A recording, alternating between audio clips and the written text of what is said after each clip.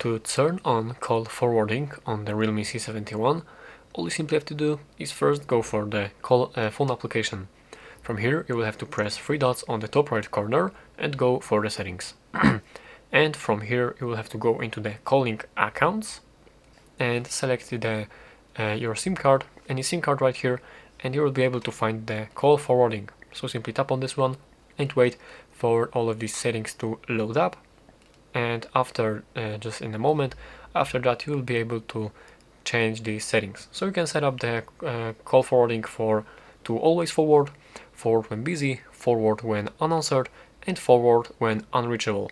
So simply select any of these options that you would like to forward, and insert any number right here to forward this call to, or you can select the number from your contact lists.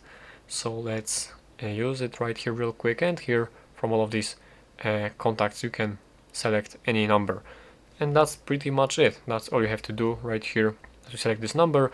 Also you have to press this button to turn on, and that's it. That's all you have to do.